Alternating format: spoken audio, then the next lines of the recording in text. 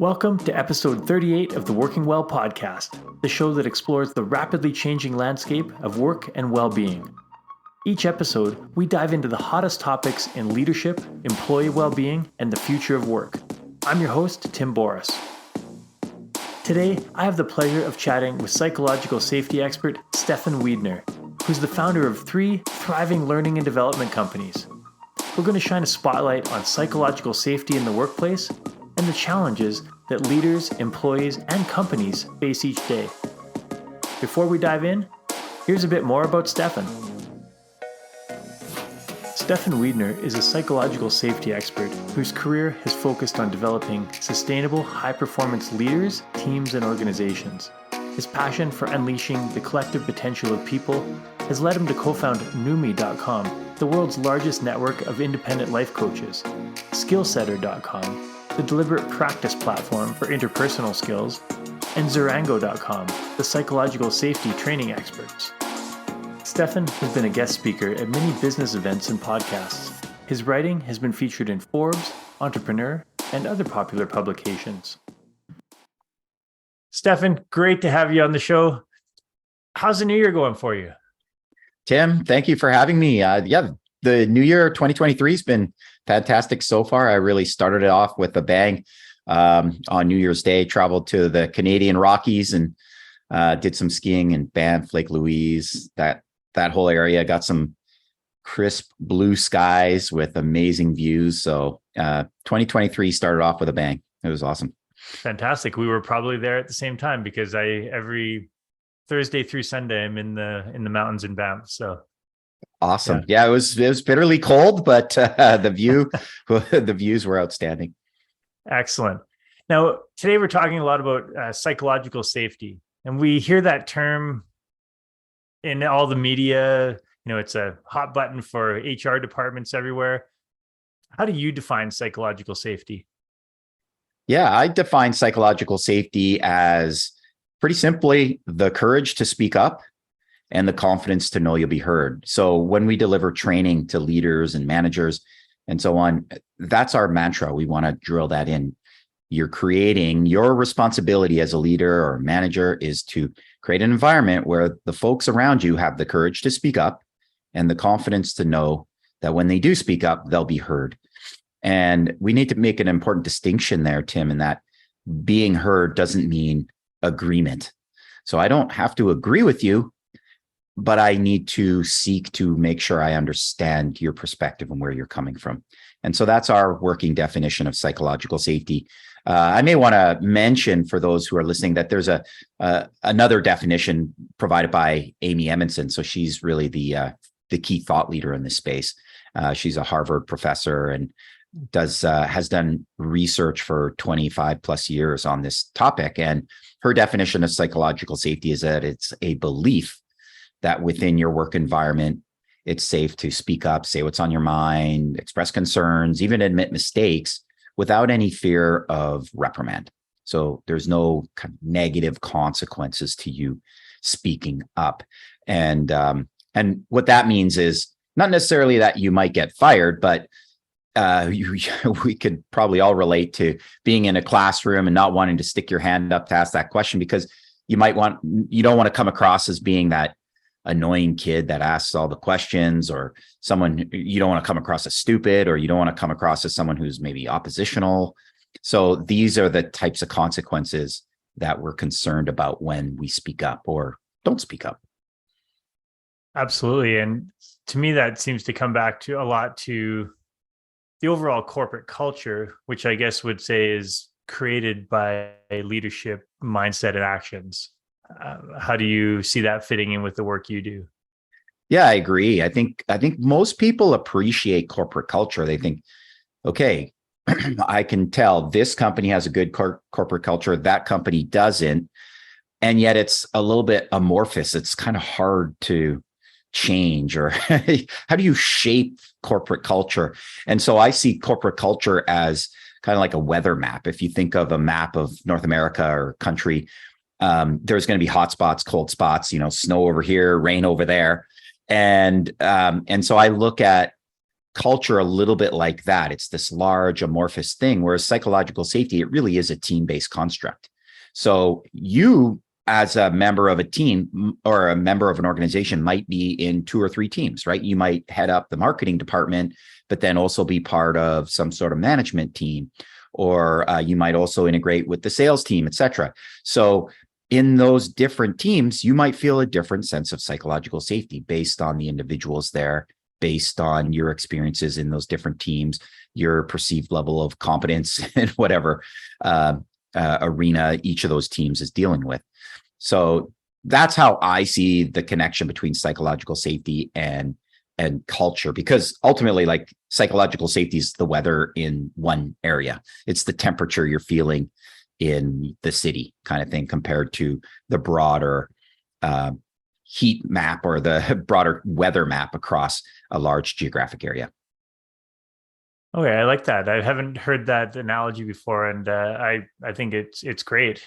And yeah, because you could be in some companies are like Antarctica for the for the weather, but then you might have one leader that creates a hotspot in terms of psychological safety, and the people in that team feel free to speak up, and they feel accepted and able to contribute their best. Whereas overall, the corporate culture may not be that way, and vice versa. You can have, a very open, great corporate culture with a leader who's creating a unsafe environment for their team. And so that when we think about leadership skills, how does it really come back to training and development? Well, I put it this way, because I think you're touching on some of the key factors there, Tim. You're talking about creating an environment where people can speak up or they feel safe to. And so those are the skills we're looking at. Like, what are the skills that a leader possesses to be able to foster psychological safety, to be able to create an environment where those who are around them feel heard, they feel appreciated, they feel like they can even oppose the leader and say, I think that's a terrible idea, and here's why. You want that, right? You want those oppositional points of view. What our research and our work is pointing to are a couple key factors of those leaders. One is empathy. You need to be able to be at least willing to put yourself in someone else's shoes to sort of see the world through their perspective. So we think empathy is a really key ingredient to a manager being able to foster psychological safety. And then the other one, which is maybe a little less appreciated, is what we call interpersonal responsiveness. What that is being attuned to any sort of conflict that might be occurring, and then being able to address it head on. So rather than sweeping it under the rug or pretending like we're all just friends here, being able to say, hey, I'm noticing you look a little bit upset, or what's going on? I'm noticing you two seem to be quarreling. Is there something we can do to intervene here? Being able to proactively approach any conflict is really key. Not just the conflict between you, the leader, and a member of the team, but also other members of the team, and being able to be that facilitator that will make sure that the team is working well together. I think those are the key ingredients. And those are skills that we can assess, and we can also train them. I think so often we think of leadership skills as, you just have them or you don't. And I think that's a fallacy, because like anything, we think you can learn skills if you practice them correctly. Absolutely. And yeah, I've had conversations with previous guests and professionals, and in the sense of a lot of that stems from that was a great man theory of leadership, is like, yeah, leaders are born, not made. And you just have to have these innate qualities, and you can step into this leadership role. And yeah, we see so many leaders put into positions and they're set up to fail because they have been promoted due to maybe a great technical skills. They've produced great results as a subject matter expert, and then they get put into a leadership role where they have to lead and inspire a team and communicate effectively with that, and that's not their skill set. And so I guess from the empathy side, how do you quantify that and measure those types of what are traditionally, I guess, considered soft skills? Yeah. Yeah. And I like to think that that's a bit of a mislabel, right? To call them soft skills, because we think they're hard skills. They can be assessed and they can be learned. So the way that we do that, this is, we're really stealing, if you will, from some work that was done in the world of counseling. So a professor by the name of Tim Anderson, he did some research looking at counselors and trying to assess counselors for their interpersonal skills. And of course, counseling is it's a profession where that's what you do all day, every day, right? Is you work on interpersonal skills to build a relationship with someone, to have that person achieve better outcomes for their lives, whatever outcomes those are, right? And so, on one hand, a business leader is not at all a counselor, but on the other hand, there's some parallels that are really interesting there, because as a counselor, you're trying to produce better outcomes. Well, what do you think a leader is trying to do? Trying to produce better outcomes with a team. And so what they were able to do, what Tim Anderson and his people were able to do, is assess these skills by having counselors respond to videos of challenging moments in counseling. So they have a large body of recorded sessions, and they found some dialogue that they knew this is a particularly challenging moment in counseling. So then they had actors acting those scenes out, and then they showed people these clips and said, okay, now respond. And when they responded, they were able to codify their responses to look for markers that show that, okay, yeah, they're demonstrating empathy there, they're demonstrating interpersonal responsiveness, and they're able to score each of the individuals. And what they found is those scores correlated with client outcomes years later. So it's predictive how well these folks were able to respond to these challenging stimuli was predictive years later. And, if you unpack that, that's pretty fascinating. It's fascinating for me because you take roughly, say, 9 minutes or 8 minutes of recorded video, and that's supposed to predict how someone's going to perform years down the road. And what's interesting about that is it's presenting people challenging moments, right? Think of yourself as a manager. As a manager, it's easy to be a manager when things are going well. Everyone's getting along, you're hitting your results. But then when you throw in a curveball and maybe personalities clash a little bit more, or there's market conditions that are causing the business to struggle a little bit more, that's when it gets real. That's when your leadership skills are really put to the test. And so that's how we're assessing people's skills, is by throwing at them these engineered moments in a team that are challenging and seeing how they respond, and then assessing folks based on that. That's awesome. I love that. And yeah, you're right. The counseling fields, that's what they do. And what needs to change in corporations to better set leaders up for those types of hard skills, we'll call them now? Yeah, hard skills. Thanks, Tim.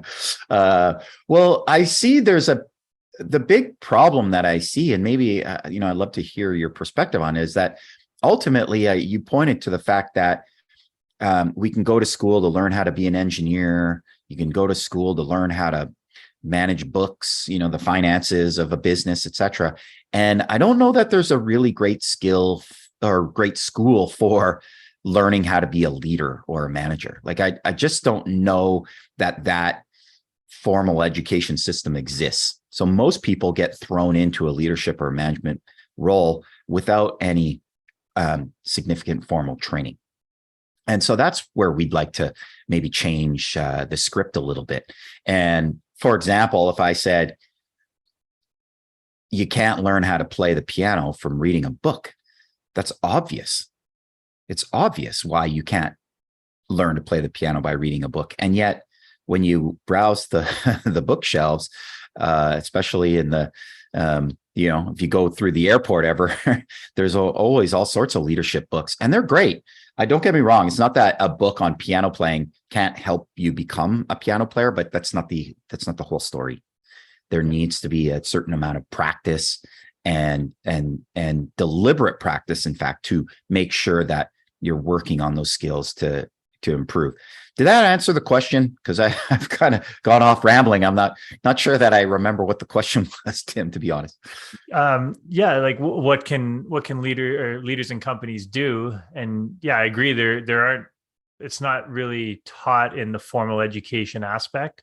There are, I guess, master's degrees in leadership now and things like that you can go back and do. And I think there are a lot of third-party companies offering leadership training.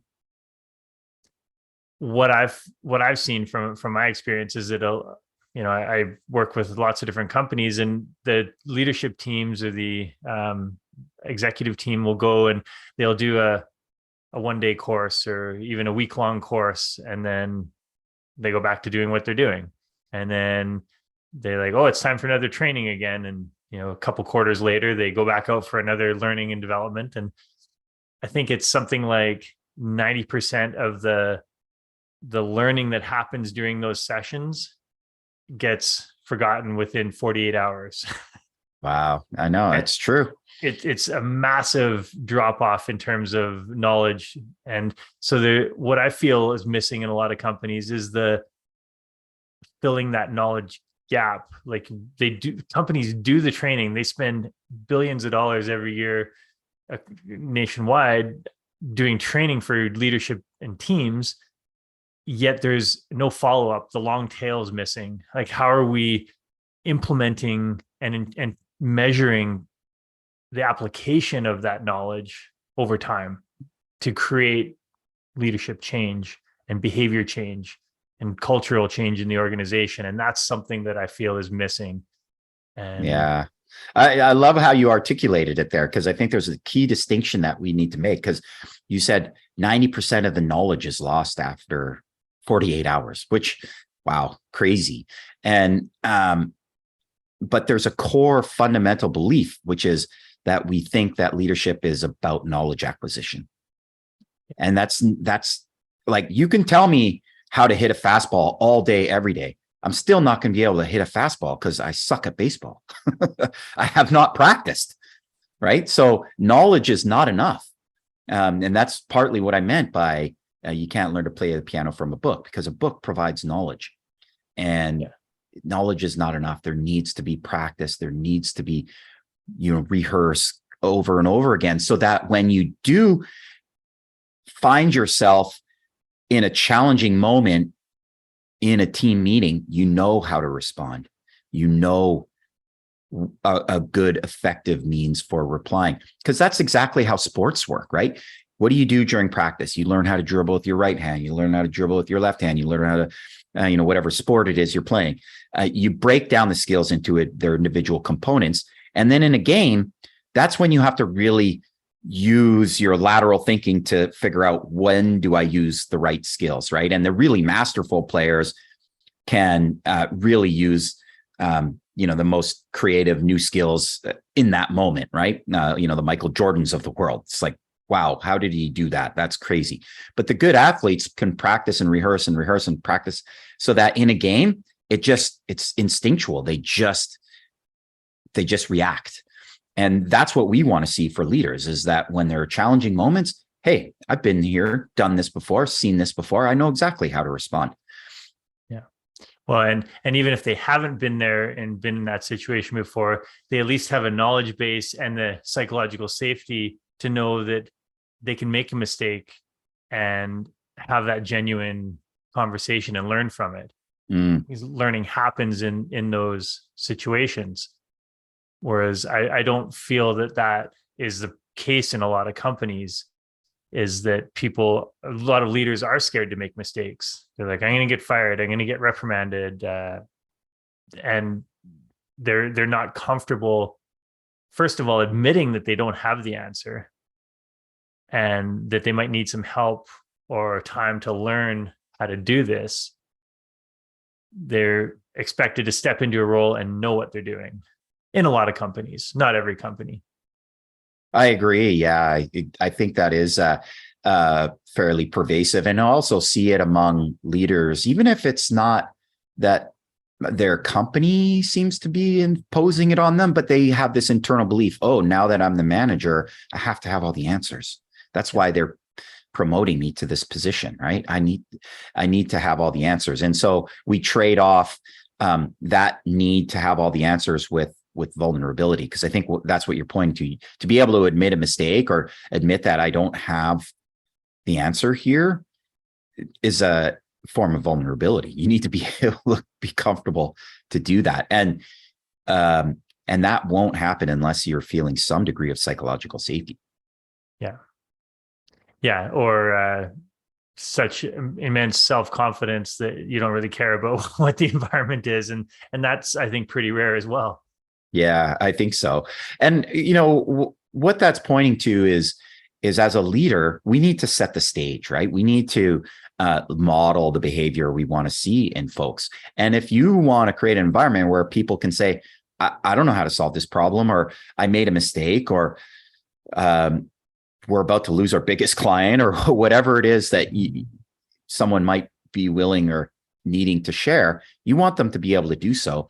And so if you model the behavior, if you model vulnerability, then your team members are more likely to follow in your shoes, right? You're setting the tone for the type of communication you want to see in the team. Mm-hmm.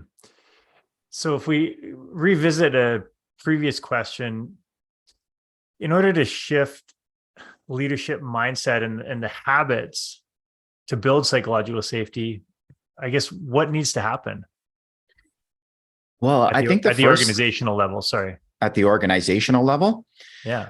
Well, in a perfect world, organizations will be able to foster psychological safety from the top down. So it's an initiative brought on by the CEO. Right at the top of the organization, they're going to say, we want to build a psychologically safe work environment.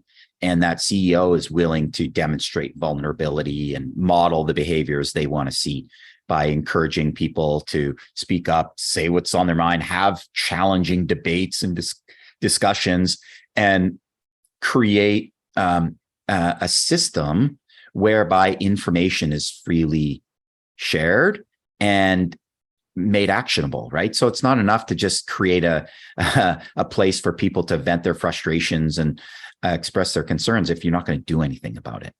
So there needs to be a full commitment to not just hearing and listening to people, but being able to do something about it. And I think that starts from the top down.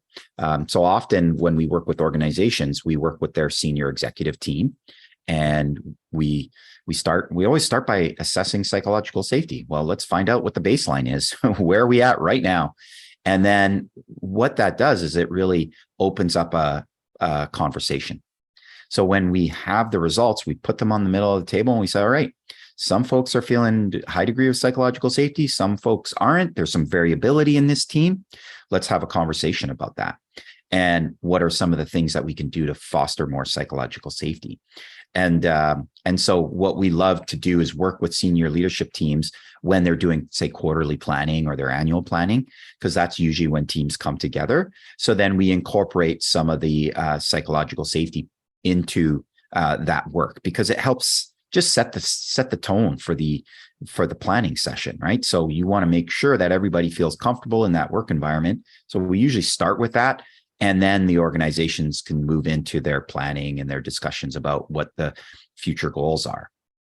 And so that's one really great way that I see psychological safety being embedded into organizations. And yet it's not the only way, because we've also seen a number of individual leaders or managers that have their own team that want to bring psychological safety, and they're not getting, say, funding from the CEO or the CFO or anybody further up the chain of command, and yet they see it as a valuable endeavor to pursue on their own within their own team.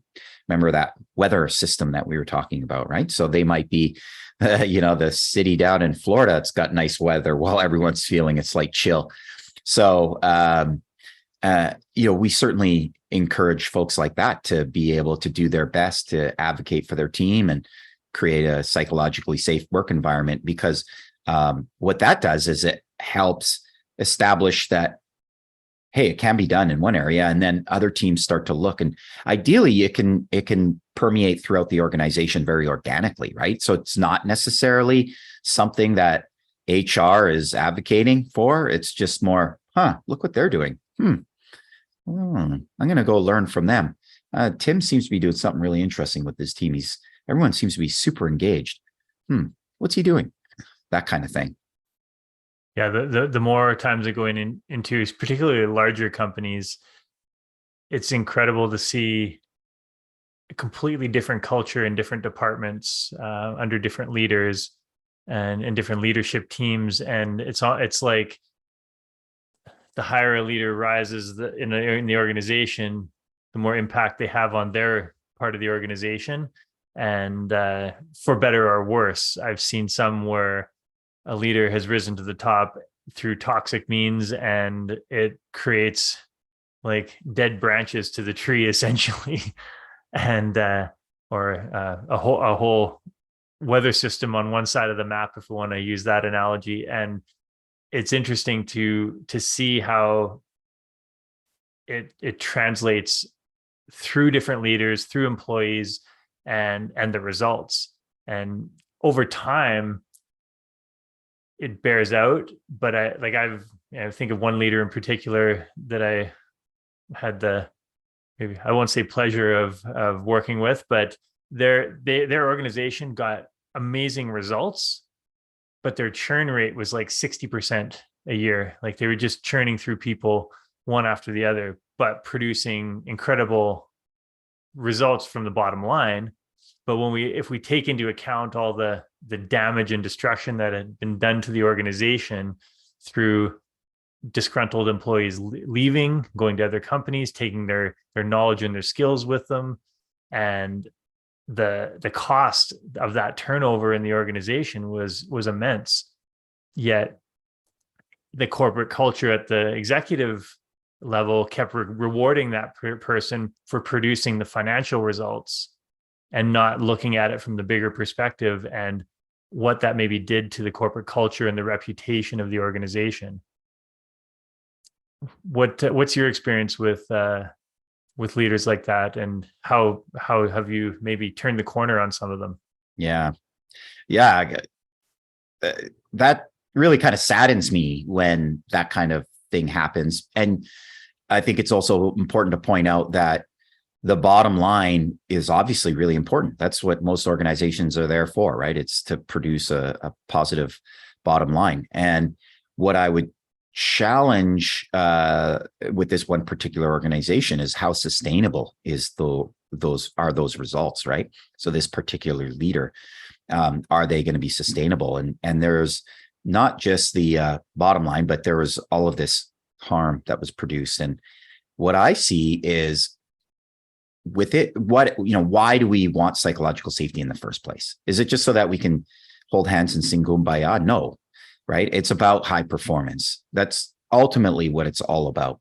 Exactly. And we know that with psychological safety, the correlation is really high, where the teams that have the greatest performance tend to have the highest degree of psychological safety, and vice versa. So low teams have low psychological safety. So they're correlated.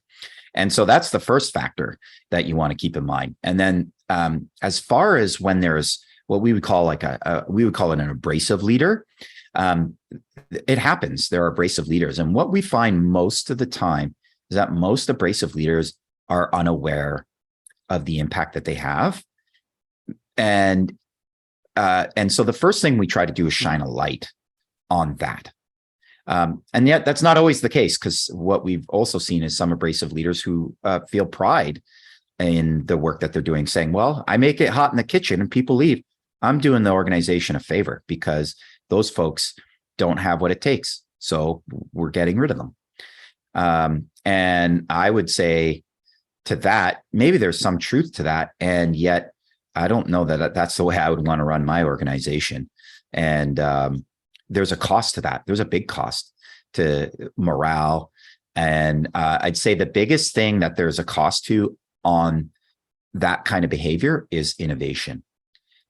So Creativity under side, the yeah. guidance of an abrasive leader, it's really hard for teams to innovate and be creative and explore new options, right? At that point in time, I think everybody just becomes a yes man or yes woman, someone who just takes orders, they do their work, they punch the clock, and they leave at the end of the day.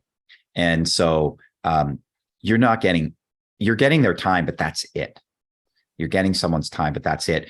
I would argue you're not even getting a very efficient use of their time. So their productivity is probably subpar.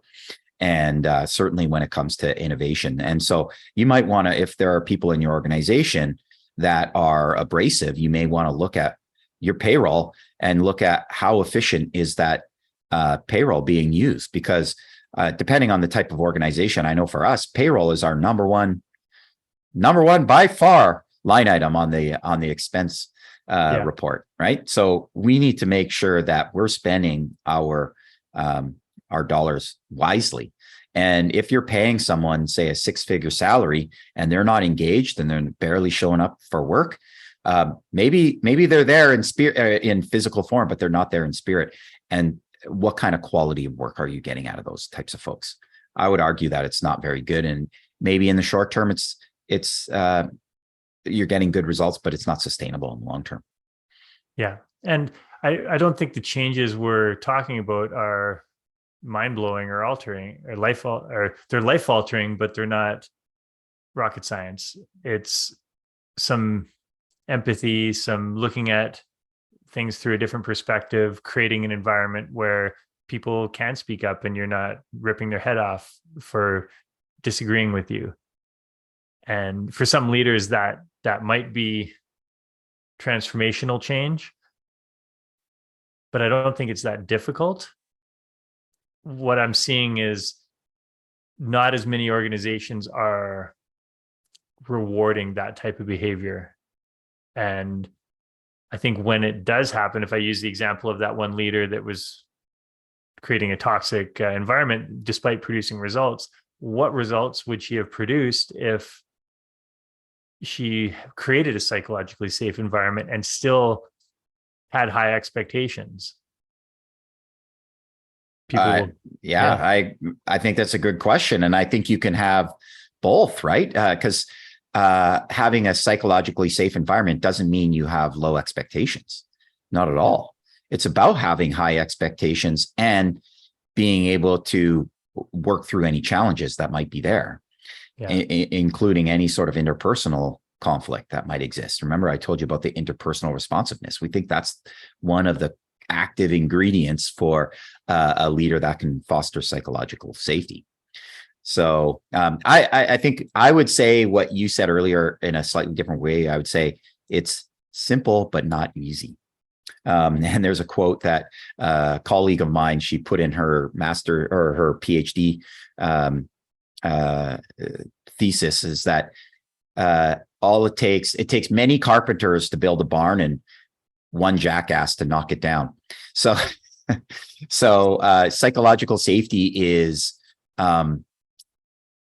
while it's like a simple concept, we as human beings are complex. And remember, I was telling you about the definition of psychological safety, right? The belief that you can speak up, say what's on your mind without any fear of reprimand. And we all are, I think, raised in different ways to perceive psychological safety differently, right? Like think of a classroom teacher in kindergarten with sitting on a chair with a handful of kids in front of them. And then if they ask a question, how are those children going to respond? There's going to be some kids at the front like, pick me, I got an answer. I so want to share something, right? And then there's going to be people sitting at the back who, even if you prompt them, will be hesitant to speak up. So that's part of, I think, our socialization and part of our personalities. We're constantly concerned about how we're showing up and what we're saying and how that affects our reputation. So we're basically these reputation management machines. We're constantly worried about our reputation. You can definitely see it on social media, right? We're constantly trying to manage and sculpt our reputation. And that's what's happening in a team. It's very subtle, but we as human beings, being social the way we are, we're constantly adjusting how we say things, what we say. Should we hold back? Should I not say that? I don't know. Right. So to have free flowing conversation where everybody feels like they can be candid is simple concept, but not necessarily super easy to achieve. Yeah. Yeah. And that is part of leadership too, is getting to know the people in your team, their unique personalities, and being able to draw out their unique talents, I guess you would say, despite different personalities. And again, that's something that is not taught in traditional business schools. It's not taught in most leadership programs. But I think when it comes down to it, it's just, as you said, empathy, getting to know people, really engaging with them, being authentic, and having great conversations with them. Thoughts? Agreed. Yeah. I learned that lesson, I think, early on in my career, or at least some version of that lesson. I was in construction management. So I was a scheduler on these large construction projects. So what that entailed is coordinating 50 different subtrades.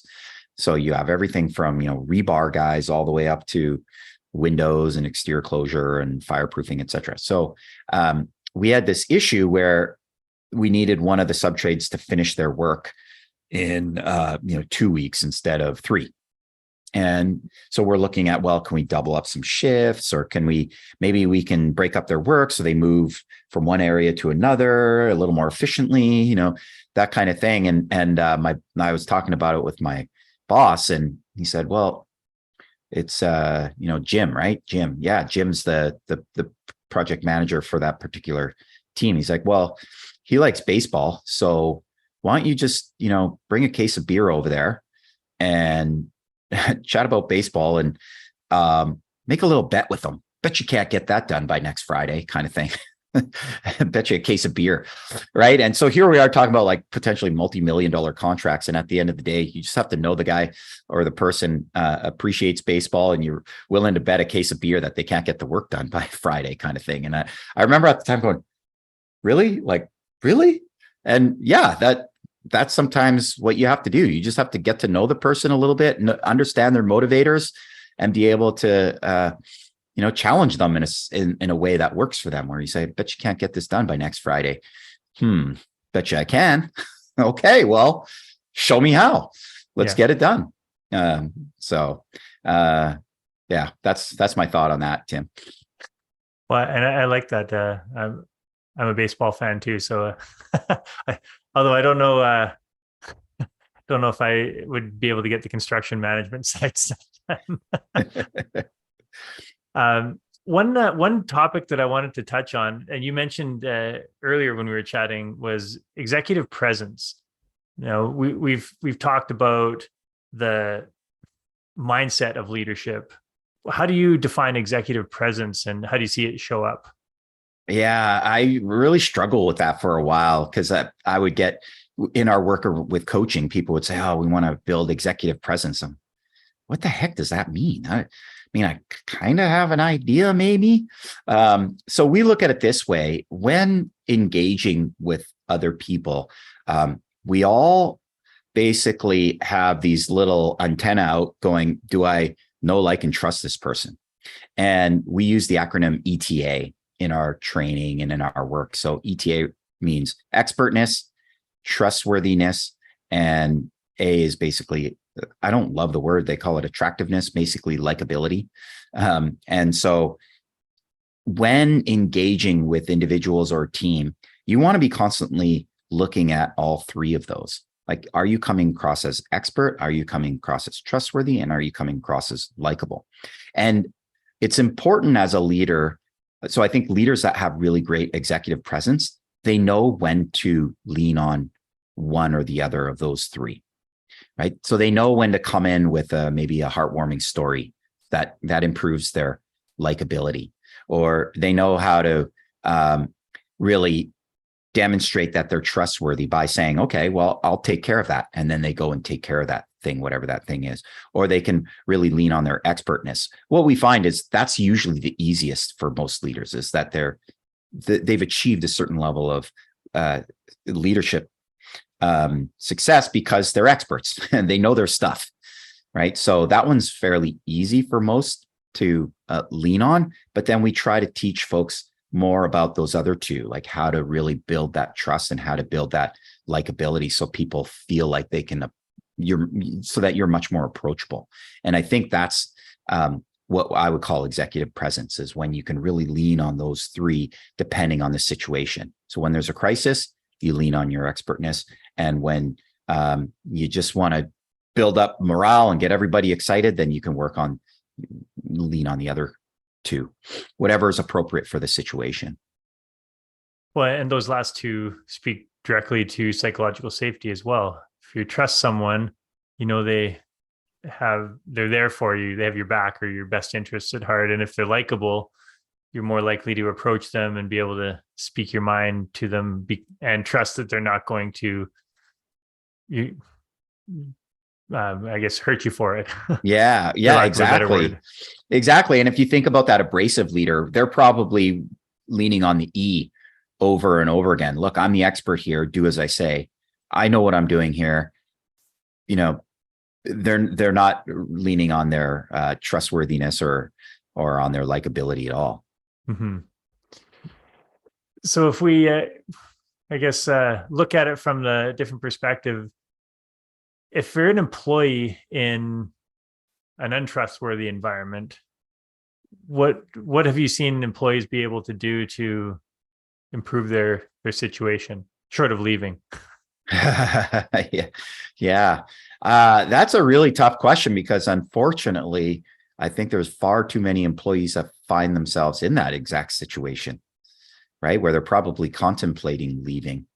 And so I would put it this way, where communication is a two-way street. And sometimes the message you make is not received because of the way that you're presenting it.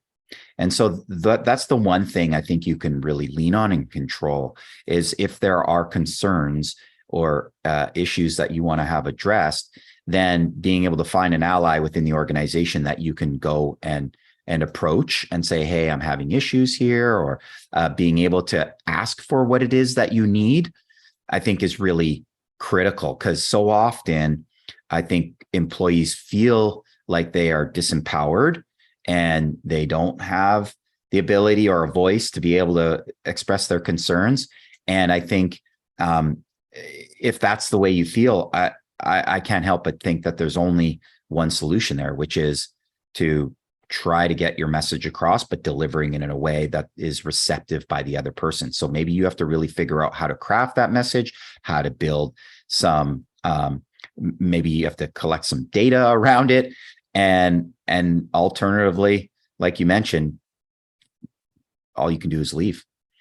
So, I think it's just slowly through conversation, trying to build up a wave of momentum that will support you in whatever it is that you need from that organization. Yeah, and based on turnover rates these days, a lot of people are leaving. Yeah, it's a big problem for organizations. I think they're really starting to see that. There's headlines around quiet quitting, and think about that for yourself as a manager. If someone quiet quits, someone leaves on you, that's a concern. You should have some inkling, ideally, that someone is going to leave. If they end up leaving. And that reminds me of a story when pandemic first struck, and I reached out to a fellow colleague who's a learning and development manager at an organization with, I don't know, a couple hundred managers. And so in the uncertainty of the pandemic, he just started reaching out to all of his managers and just saying, how's it going? How's your team doing? He was there as an extra voice. And he said the results were fairly bimodal. He was very surprised by this. So he had half of the managers saying, yeah, my team is totally stressed out and I'm stressed out. I don't know what to tell them. I don't know if their jobs are going to be secure. I have no idea what's going to happen. I don't know if we're going to go back to the office. And then he had another half when he asked them, how's your team doing? They said, I don't know. I don't know. So interesting, right? So I think I'd rather for every manager to be the one where you feel stressed because your team is feeling stressed and they're telling you that they're feeling stressed versus the team that doesn't feel any sense of psychological safety and they're not telling you anything. That's because the first person is communicating with their team on a consistent basis. And yeah, and I know we, even on the coaching side, we see that with a lot of leaders when we talk about what's communication like with your team. And lots of leaders aren't having regular one-on-ones with their direct reports, and they see them at team meetings, but they're not having those real sit down conversations to get to know them and to really find out what's going on. And everything seems to be surface level, and they might interact multiple times in a day, but there's never going deeper in the conversation and really getting to the heart of the challenges and what that person's really feeling and going through. Yeah. Yeah. I think you're so right there, Tim. And I think what some people are maybe concerned about with reaching out to their team is, well, I don't want to be a therapist. Yeah. And we're not telling you to be a therapist, not at all. Just to show some interest in your team doesn't mean you have to be some shoulder that they cry on for 45 minutes. If they need help, there are other resources out there. And I would hope that as a leader or manager, you would find people resources if they needed it. And often it's just a matter of knowing like, oh, hey, how are your kids? How was that track meet this weekend? Or, how was the ski trip or whatever, just to really show that you care and are interested in that person. And that makes all the world a difference, because the next time they encounter some sort of issue, they're going to say, yeah, okay, this person, I can trust them. So the fact that I made a big mistake here, I can let them know. Yeah. And it's all because you said, how's the wife and kids, or what'd you do on the weekend, kind of thing. Yeah.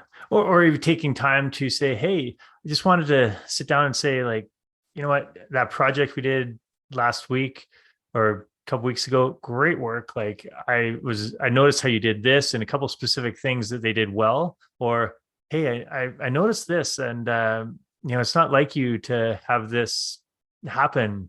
Tell me, what is everything okay? What's going on? How can I be of assistance? And really look at the person as a whole and say, I see this.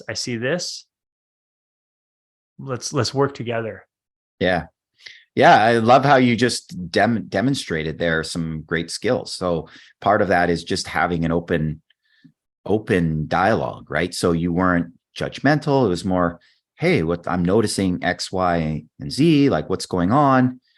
How can I be of service, or how can I help? Or just having an open-ended question like that will oftentimes allow people that freedom to be able to really be vulnerable and share, and know that when they do, they're not gonna, it's going to be met with a caring and or gentle hand.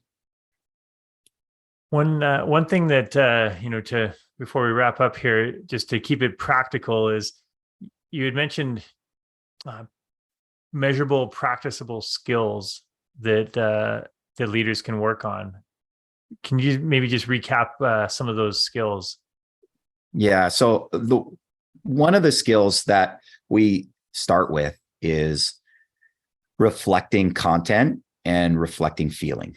So what is that? I think we do it all the time, but we make it really explicit. Here's what the skill is. So reflecting content is when someone says something, you just reflect back to them what they just said, but you make it more concise, right? So, oh my goodness, I'm stressed because of this and that, and I'm afraid we're going to lose our biggest client, and et cetera, et cetera. So then you would just say, oh, wow, I can tell you're struggling with this particular client and you're afraid we might lose them.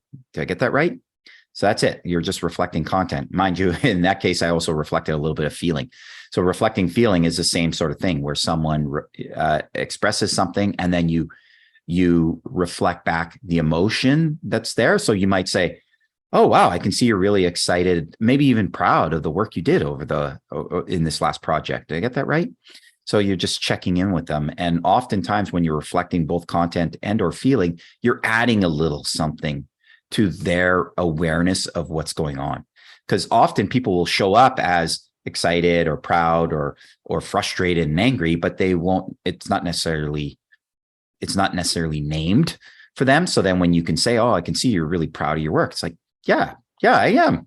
Or I can see you're really frustrated. Yeah, I guess, well, it's not really frustration. It's actually a little bit more anger. Like I'm angry. Oh, okay. And that doesn't have to be a lengthy process. Often just naming it, reflecting it back to the person allows them to really feel heard and appreciated and understood. So those are the two skills that we almost always start our training with. And then that leads into a much more powerful skill, which is what we call reflecting process. So if you consider like the depths of an ocean, reflecting content is at the surface, reflecting feeling is a little bit below the surface, and then reflecting process is like the stuff deep down in the ocean that's causing the surface water to rumble a little bit. And reflecting process is basically being able to point out to the team what's going on in the team in the moment. So you might say something like, well, I can see that we're really stuck here. Doesn't feel like we're going to move forward in this conversation. So I'm wondering if there's a better way that we can address this particular issue.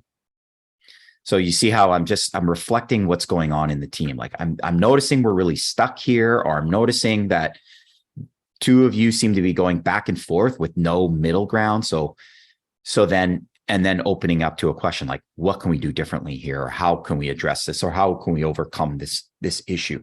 So that's called reflecting process, and is really powerful in a team-based conversation when things really feel stuck or awkward, or maybe there's some conflict and you don't know what to say or how to resolve it. Well, then you just reflect back what you're noticing. And that's called reflecting process. Makes sense, Tim? Yeah, absolutely. I love it. And, very much a coach approach to leadership instead of just solving the problem. A lot of leaders in that situation, you said, of the reflecting process, if they see conflict or they see their group is stuck, they're like, we'll come in and say, okay, you do this, here's a solution, go implement it. And that's often not what's needed. That's right. And what that's pointing to is we use the 4-player model. So basically in a conversation, what role will you take on? And often we as a leader, we want to be the mover. We want to like move the conversation forward, right? And what we need to do is be more of a bystander in those situations where we're kind of like the coach up in the grandstands looking down on the field, right? Being able to reflect what we're seeing on the field, as opposed to being the quarterback who's now calling the next play. See the difference between like wanting to, it's a little bit like you hear the adage in business, are you want to work in your business or on your business? So do you want to work in your team or on your team? And if you're going to work in your team, you're going to be the quarterback, you're going to call the next shot. And if you're going to work on your team, you're just going to reflect and say, I see that we're on the 50-yard line and we're a little bit stuck here. So what should we do? Yeah. Well, Stephan, this has been awesome. And I know we could talk for a long time about more, so much more. What's one takeaway you'd love to give to the listeners that they can start to implement in their organization? Yeah. So the first thing I would say, Tim, is this is the simplest. Start with the simplest first step. And the simplest first step is to just start to notice psychological safety and start to notice what might be impeding someone from speaking up. So the next time you're in a team meeting, don't need to do anything different. Status quo, maintain the status quo, but just notice what might be causing one person to withhold a little bit of information or just, refrain from speaking up. And just start to see the dynamics within the team. That's what I would argue is the very first step that you want to start to do. Just bring us some awareness to this idea of psychological safety, and maybe not even for others, but notice it for yourself. Noticing what are some of the topics that you feel a little bit challenged to bring up and mention and discuss. Great. That's very helpful. And I know lots of leaders are going to be implementing that and starting to think differently about it. Now, if people want to learn more, where can they find you? Yeah, so our website is zarango.com, Zarango. And if it's cool with you, Tim, what I'd like to offer is for leaders to get their team's psychological safety assessed. It's a very simple assessment, takes all of 3 minutes for people to fill out. And we've got a webpage dedicated to podcast listeners. It's zarango.com/free PSI. And so I invite you as a listener to just go to that webpage, fill out the form, and we'll assess the psychological safety of your team. That'd be my gift to you. I'm passionate about teams and leaders being able to foster psychological safety. I see that as the first step. And so please take me up on my invitation to measure the psychological safety of your team, and we'll get you off to the races. Wonderful. I will make sure that those links go in the show notes. And thank you very much. It's been a pleasure, and I look forward to reconnecting again soon. Yeah, thank you, Tim. I appreciate the opportunity. That wraps up another episode of the Working Well podcast. If you enjoyed the show, please rate, review, and subscribe wherever you get your podcasts. Which guests or topics would you like to see featured on the show? Message me through LinkedIn or on the contact page of timboris.com. Thank you for tuning in. I'm Tim Boris with Fresh Wellness Group, and look forward to seeing you on the next episode.